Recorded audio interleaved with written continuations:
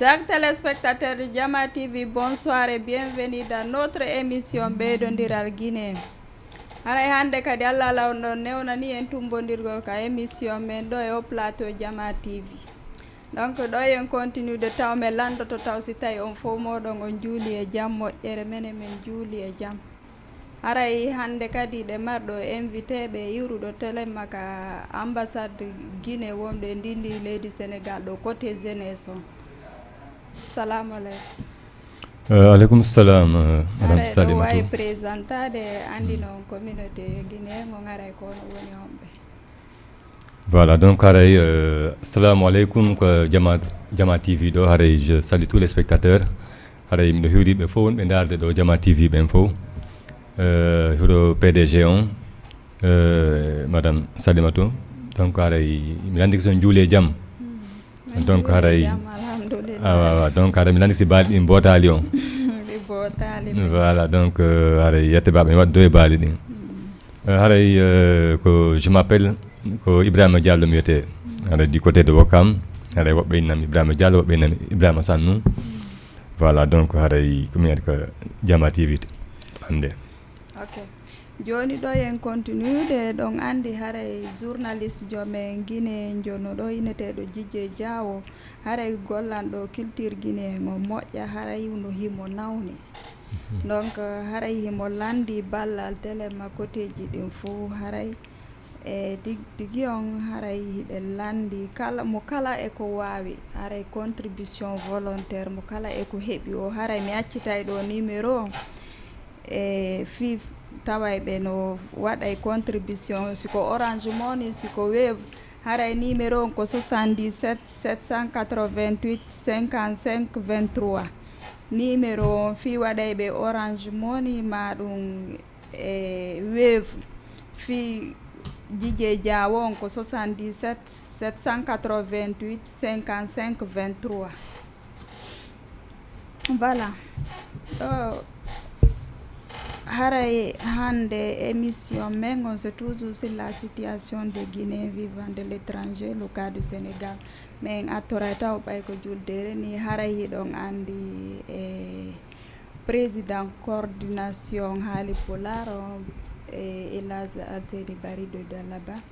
haray ɓe invitano fi yawgol en Haute Guinée ça c'est dans Kankan dans Nabaya ɓe participe président de la transition le général Mamadou Doumbouya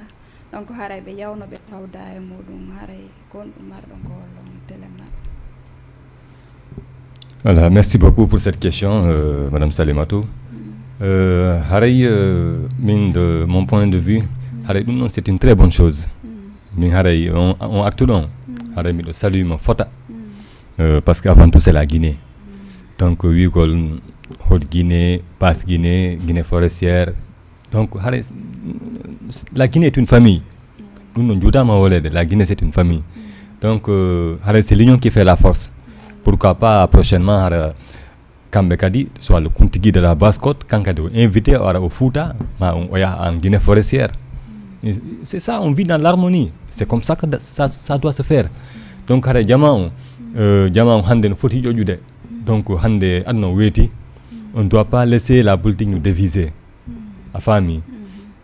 Donc haray min de mon côté je salue ça vraiment fortement. C'est une très bonne chose. D'accord. Voilà, joni haray toujours en arta men nayi ɗum ko woni actualité surtout effet communauté guinéen o nden de leydi Sénégal ɗo ɓayɗon andi toujours hiɗe wolde fimu ko ɗum woni fayda tigi tigi on hunde ko soñji en e ndi leydi ɗo e fe yimɓe men ɓen ɗum c'est au niveau de la documentation et niveau de la documentation ɗum ko ka carte consulaire on jono ɓayɗon andi ko ono woni côté du bureau de la jeunesse au niveau de l'ambassade là-bas aray ko onon ɓuri andude ko on ɗum fewndi to aray ɗo wawi hollande communauté on ɗo ɓe anda. Oui, gonga de bon ɓay haray ko point goto toucheɗa fi côté carte consulaire on. Parce que problème guinéen pour le moment andi ko ɗum ɗon ɓuri ok way palette problème guinéen ɗum c'est wi en wolaɗi ɗo fande ko ɗo walten ko gonga. Bon concernant les cartes engouement waɗi moƴƴa bon c'est vrai polémique no wadde mais andi carton hade ko 1500 mo inirte mais depuis waɗa alpha numérique o numérique ɗo ko 7000 francs donc chaque semaine ko 3 jours kadi wona ƴettede lundi mardi mercredi famille ɓe watta dépôt on waɗete kadi wona au niveau de l'ambassade c'est au niveau de Saint-Lazare kadi ambassade jogui ɗo résidence ɗo wona waɗede par ce que Wakam to ittanoma toon là-bas au terrain voilà donc haray ko ɗon wona waɗede tous les lundis les mardis et les mercredis c'est à 7000 francs aussi il faut bien le préciser jonno woɓɓe no innude wo ko subaka kadi woɓe arata fi on dépose gol donc haray ɗum ɗon kadi no soñji ɓe moƴƴa par exemple si tawi woni dépôt ko 5 heures ma 6 heures waɗete andi haray ko subaka non c'est pas ça woɓɓe iwoɓe ka woɗɗi ok voilà donc non dépôt ko 8 heures fuɗɗoto ça commence à 8 heures 0 minutes ko won tun jama on pour wata arata o ɓay ko le nombre est limité famille on prend combien de personnes par jour normalement ari pour un début ari ko 50 mais joni ƴettede ha 80 pour les derniers venus si woɓɓe no ara ɗon ha 10 heures ƴette donc l'heure hombo lannata par ce que woɓɓe no innude kadi si fuɗɗama 8 heures ko 10 heures lannata l'heure on kadi haray no fanɗani ɓe mais normalement arowo e bureau si ari 8 heures entre 8 heures 10 heures on mi tañƴini ɗon haysi ko 300 copies ƴetteteno donc mais woɓɓe noon ara kadi midi au moment des retraits haɗa ɓe ari dépose gol midi mine mabɓe arata ɗon yo noon ko ñalaɗe ñande déposé tende ko nde ñande kadi retrait o waɗete ko heure ji ɗin change dira voilà effectivement heure ji ɗin change dirta joni pour retrait on ko 11 heures ko 11 heures ɓe jonnete 11 heures pour retrait on joni no ɗumannorte si fuɗɗama 8 heures ɗon déposete ɗon ha 10 heures fayda ko ɓuri kon la majorité haɗa fof ɗumannike joni fayda poussete ɗon kadi quelques minutes donc et 11 heures pour les derniers venus donc ɓen noon kadi ƴette ɗum des fois ɗum ina yaha ɗon ha 80 des fois plus même ayi ɗin 3 jours ji ɗon fof ko noon joni woɓɓe no wullitade wo carte jeɗe no satti 7000 francs on o par ce que jeune ɓe kadi no ƴetta toon ɓe innuɓe ɓen ko volontaire woni ɓe wallirde ɓe hettira carte je maɓɓe ɗe ɓen ɗon no ɓeydude prix on e hoore on 7000 francs ɗon woɓɓe no yoɓa wo han 10 000 no yoɓa han 15 000 ça dépend bon mi anda hombo woli ɗum ɗon mais ɗum ça je le dis haut et fort c'est pas vrai 7000 il y a 4 agents consulaires qui sont là-bas ɓen noon ko kamɓe mari toon droit ƴettugol document ɓe a ñanden arnoɓe ɗo ɓe wodi voilà donc non c'est mal connaître les choses andi ka bureau de la moyen guinée chez Ibrahima secrétaire relations extérieures koto Ibrahima c'est un grand frère c'est ça c'est mon koto voilà. J'ai beaucoup de respect pour lui mais manda ko hombo wonima ɗum mais kono ay toon ɓen jeune ɓe wonɓe ɗon c'est juste pour ordonner les gens prendre la liste des gens venus voilà donc ko pour organise gol kadi honno natirte ko ɗum noon tun mais ala memo ɗon document goɗɗo ɗum koko nder ton enrôletoɗa en face ils sont 4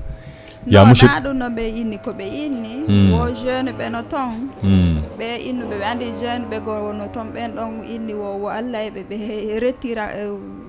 retirgol carte je ɗen wo ko volontairement ɓe woni e waɗirde wo ɓen ɗon noon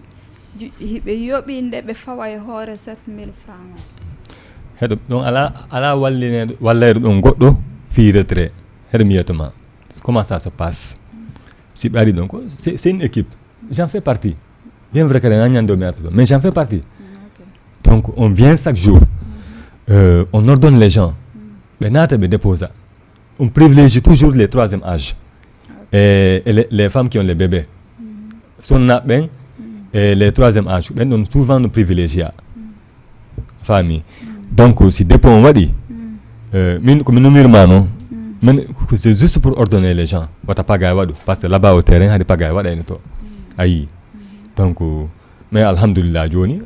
ça va quoi donc woɓɓe noon aray hay yanna men toon franchement woɓɓe aray ɗo yanna kono bon on les répond pas non parce que andi ɓeyni gogo wo leero on no fanɗani ɓe dépose gol e 8 heures ha e 10 heures on andi wo no fanɗi men woɓɓe no ado men toon woɓɓe ne iwa to Diamniadio woɓɓe ne iwa Mbour ari ɗo wonɓe ko toon men tawata ɗo voilà ayi souvent le ɓen ayi noon ɓen hoɗuɓe ɓen ka woɗɗi haray ɓen ɗo ko jemma fayda iwata kamo ma subaka donc ko winuma toon c'est pas facile mais pour revenir à l'autre ko adiɗa wolde kon dépôt ji ɗin ɗon si arama ɓen jeune ɓe ɗon fof ala suusi ɗo ƴettude ɗon mbuuɗu a faami ɓe fof si ko sa naati nder ton yoɓa il y a monsieur Silla qui est là monsieur Touré monsieur Boubacar et monsieur Alassane ce sont les 4 agents consulaires ɓen noon tum mari ɗon droit ƴettugo ɗon document faami donc ɗum ɗon c'est comme ça que ça se passe c'est à 7000 francs aussi la carte joni mo déplacé ki ari ha ɗon si ka no mowori utilité kadi wigol ɗon jonne goɗɗo ko kadi fi déposana ɗum kadi ɓe ni wo prix o wono 7000 on mais pourtant dans toutes les autres ambassades de la Guinée à l'étranger ko on 7000 ɗon ɓe waɗi donc haray ko négociation ɓe faala fi o ɗoyito e 7000 francs mi yedda ɗum noon kono min komi ɓurtanmi ɗum annade ɗo mi yiɗa hande vu la situation de ce pays ko wonɗen ɗo andi ɓay hari ko 1500 donc imagine mais les cartes ne sont pas les mêmes ɗa hari ko kaydi ɗon carte jeeɗen na goto voilà mais mi sikki a yiɗe ɗo no labira noon ka des fois mi ƴettade sa mi ƴettiɗe ñande mi comparie avec les cartes de nos amis ivoiriens et maliens kono carte ji men no ɓurde laɓede no ɓurde qualité donc hande cartal min ne 7000 francs bon ça dépend andi mo ɓeeno e vision mum mais buyno arde ɗon no weltori mi anda ittiri yimɓe ko noon ɗo tammi a faami ɗandola carte on ko jello sifa ɗi spéculation ji no ɗuuɗi ɓen mi siminiɓe ko 7000 ɓen min nani woɓɓe noynede ko 10 000 ma 12 000 ma 13 000 donc mais carte on ko 7000 a faami donc haray si goɗɗo goo wi on tigui ma no yeewi ka yaasi toon yo addumi carte mi déposanama 10 000 ma 15 000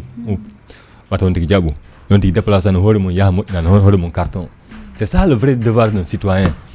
wata goto jaaɓu découragé de kadi a yiya ɗon woɓɓe ara ɗon faale sifa ni wi ko fi découragé gol heddiɓe tum wiya carte 7000 hecciyanki boutique mi hoɗi ɗon kono min oyni suka jeune jo oyni min 7000 jaranalan carte consulaire ina mon frère carte consulaire jaranama 7000 francs oyni 7000 francs oyi grand min no jaranala joni noon dal min ala carte oyni mi ala carte kono oyni min sa hawriɗo e rafle noon oyni grand min hawrata e rafle min jinta jemma joni habbe tawa mi accita numéro on si continue numéro fifalaɓe intervenude ɓe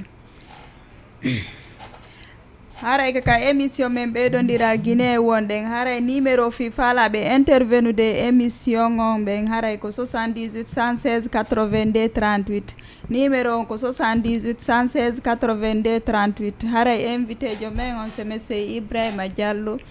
au côté de la jeunesse au niveau de l'ambassade de la Guinée au Sénégal.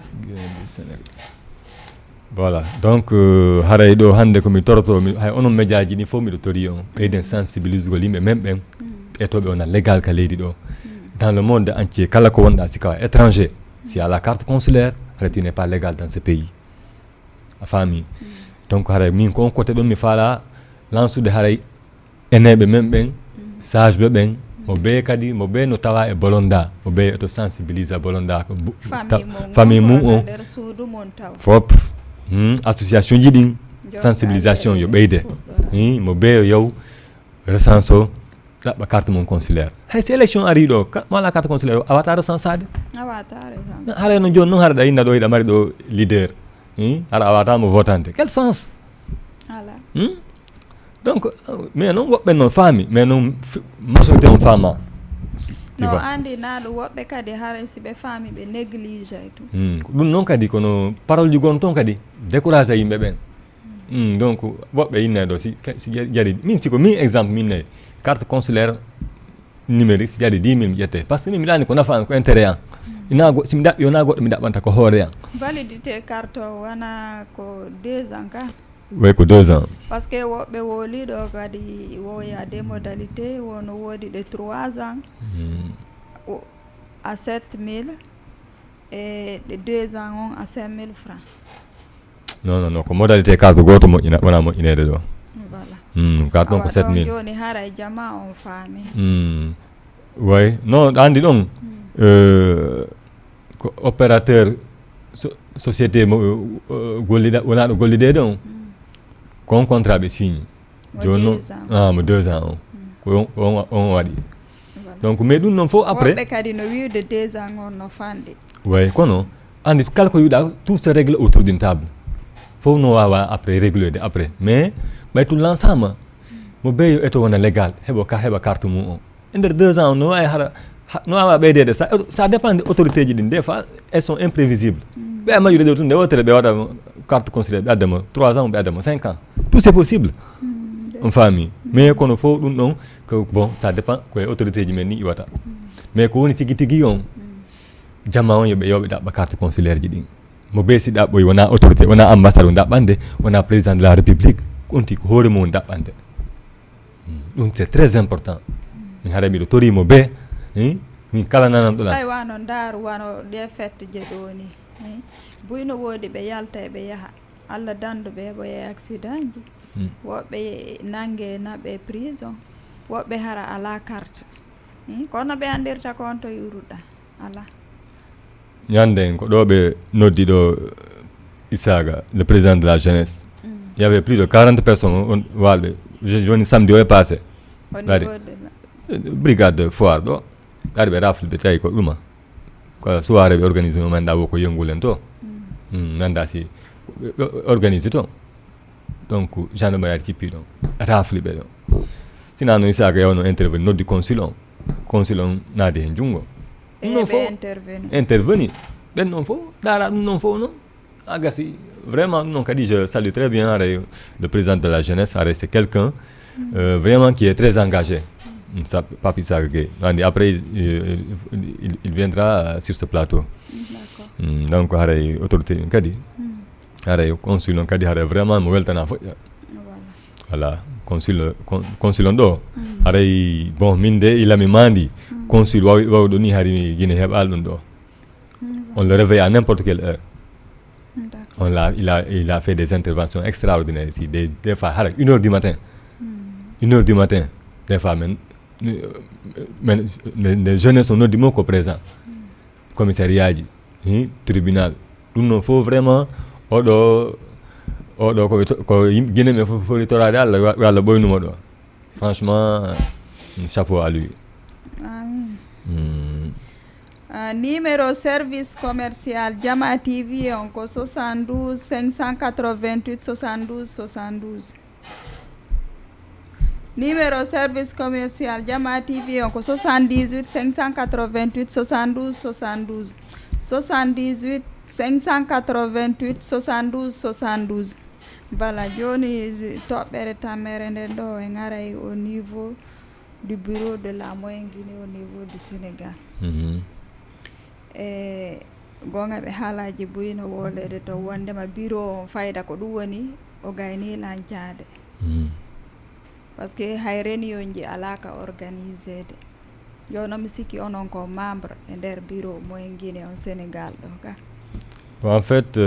min ko bureau de la jeunesse mi tawa mais hiɗo humpiti ko feƴƴata kon au niveau ɗuma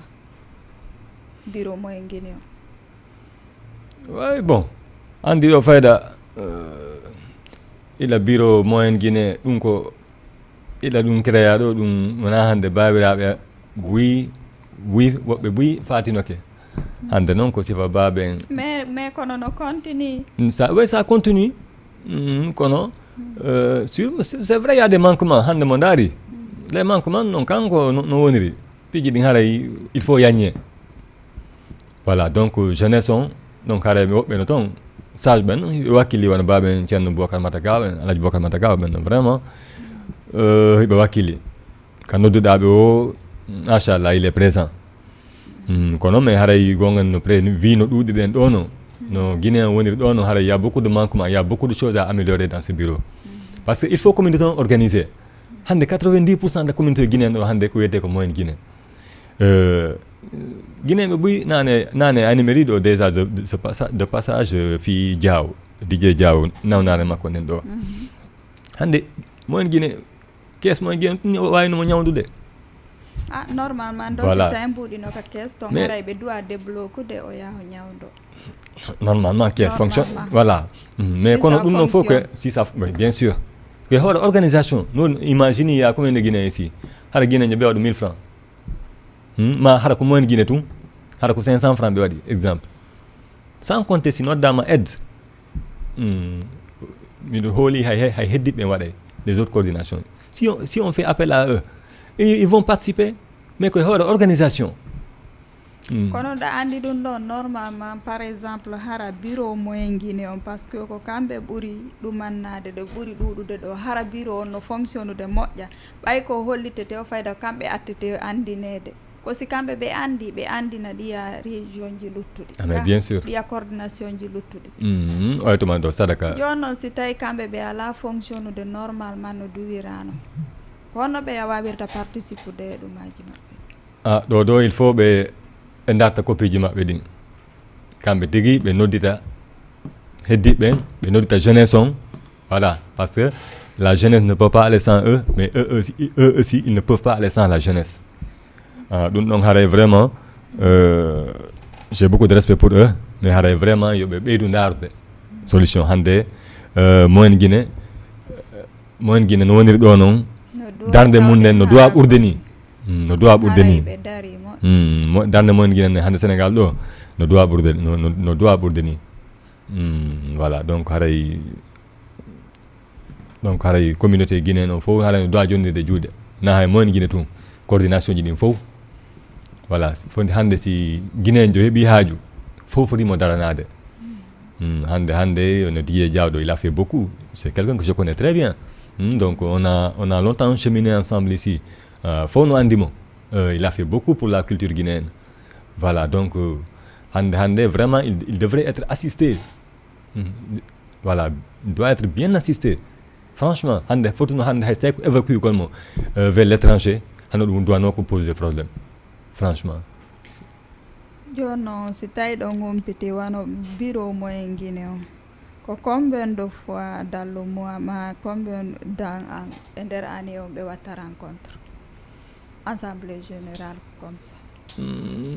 non en fait ɗum ɗon no programme ala non ko sahande ɓe ɗumanni o président ɓe noddite no ala wigol ñalande ka programme ala donc ɗum ɗon ko si a nécessité voilà réunion convoqué ɗum ɗon ɓe seeno surtout bon les sages voilà donc ɓe waɗa si tawi hara par exemple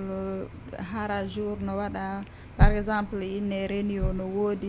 e hara c'est pour la région la moyen Guinée hara une fois dans le mois au moins non andi ɗo fayda na fixe no ɗo andi kamɓe sage ɓe ɓen kamɓe coordonné ɓen exemple comme président moyen Guinée o comme les doyens là ɓe minuma ɗo nane ɓen kamɓe makko sage ɓe ɓen si wa baɓen ceerno Bocar Mataka ɓen donc kamɓe woni hooreɓe ɓen donc si woodi ko yani tum automatiquement ɓe noddidira ɓe tawi goɗɗo yani voilà donc voilà s'il y a des un événement ɗuma d'urgence ala voilà haala réunion ala ka waɗede ko ɗum ka ouais des fois c'est comme ça c'est comme ça que ça se passe souvent noon ɓe fotta ɓe waɗa réunion mais est ce que noon normalement mimi sikki haray no duwirano ɓe taw hara ko si tawi ko cas d'urgence tum ɓe wawata yiitidugol non ko ɗum minnoma pour que ça marche il faut qu'il implique pleinement la jeunesse aussi donc hara il faut ɓe implique jeunesse o moƴƴa fuuɗi par ce que kala hunde nde wiɗa l'avenir c'est la jeunesse a faami donc il faut hara ɓe implique jeunesse on affaire ɗum yaññe donc piiji gono toon hara menen kadi minen jogui programme ji goo voilà c'est vrai programme ji amen go ɓe watta wade wano programme culturel programme sportif joni noon par exemple onon woni au niveau de la jeunesse est ce que o yeeyi vers maɓɓe kamɓe fiyo ɓe implique o ngawa nder ton non s'il y a besoin exemple même à la grande mosquée ɓe nodduno c'est nous qui avons organisé tout ça donc si événement no woodi ɗum ɗo min oddite organisé fof ɗon impliqué andi so tawi ɗon impliqué onon kadi ɗo wawi propose de solution ji an par exemple hara o yi probléme on ka woni ɗon kamɓe ɓe hiyali ɓayno wawi wonde ko ɗum yimɓe ɓen ɗuɗanta ka ono propose on solution ji kono souvent andi programme jamen ɗi souvent nous sommes plutôt nous c'est la jeunesse en jeunesse nous les organisations des tournois de football c'est nous qui faisons tout ça tu vois et autre chose tous les programmes voilà il y a tout ça donc mais les événements religieux là non faut faire des camps de coordonnateurs bien vrai que nous serons impliqués parce que nous serons les acteurs comment on va mise en place tout ça donc et côté assistance ouais malade côté assistance malade ouais donc personnellement personnellement je reçois beaucoup de malades ici venant de la Guinée ou bien certains qui sont là je le fais quand même bénévolement au niveau de la jeunesse aussi même côté parce que souvent nous avons de sérieux problèmes à ce niveau mon vague de malades sont énormes parce que mi watama contande même hitande mais des fois même le mois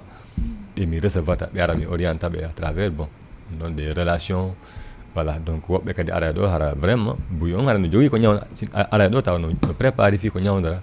mais woɓɓe kadi ara ɗo tawa ko yettude Allah hara vraiment voilà donc hara nous sommes obligés de se tourner auprès des bonnes volontés pour les aider woɓɓe kadi hara des fois hara men sollicité yono mairie ji ɗin ɗo voilà il y a des aides sociales ji no woodi e wallitoɓe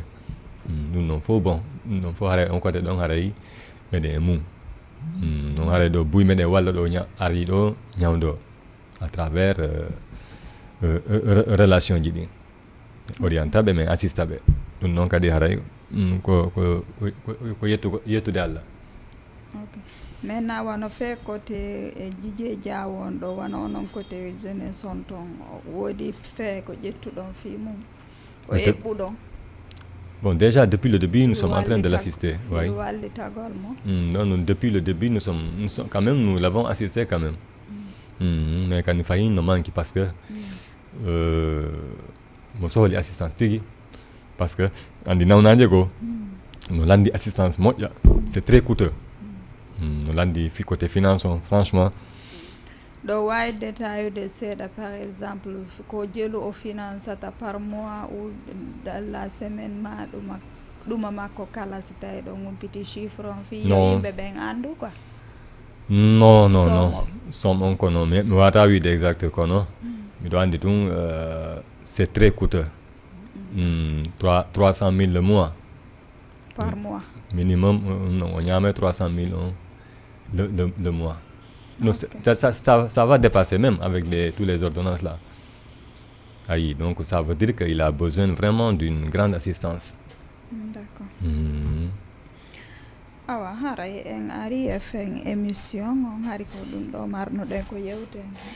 hara joni ɗo wawi wayni tago. Awa. Donc vraiment merci de l'émission. Haray vraiment ko mi ɓeydita si tawi no woodi kadi hara ko falnoɗo wolde ko tawata mi landaki on haray ɗo wawi voilà donc haray vraiment haray miɗo hiwɗi communauté guinéen on fof haray miɗo ɓuri torade guinéen ɓen yoɓe ɓeydu wakkilade bon guinéen noon anda ko saare ɗo ko wakkilare maɓɓe ɓe wuuri ko lakkere maɓɓe ɓe wuuri kono haray fayin yen ɓeydu yurmodiral ngal hakkude men non haray miɗo ɓurtorade ɗum ñande o guinéen ɓe ɓen haray c'est l'union qui fait la force haray ɓeyden jondirde juuɗe mo be guinéen on fof noon par ce que gonga mo ɓe no tawa e bolonda mo ɓeyno mbaɗi bolonda kono si wiyama tun guinéen haray kala guinéen jo ko yii yo wallituma mum kala ko on tigui wawi haray c'est l'union qui fait la force haray ko ɗum ɗum tu wata e nawrude yeeso haray vraiment je remercie tout le monde haray vraiment haray mi landi ke si fof juuli e jaam yettaɓa ɓen kadi mi landi ke si balɗe mbotali ɓe haray merci beaucoup merci au PDG merci beaucoup haray mi weltanike on onon kadi ko noti ɗon noddade ko awa hari kaka émission men ɓeydodiral Guinée en haray mi weltanike on mo kala ka woni men e darde côté régie to ko PDG on haray weltanike ɓe kamɓe ɓe guure maɓɓe nde haray toujours min landike si tawi on juuli e jaam minen min juuli e jaam haray wassalam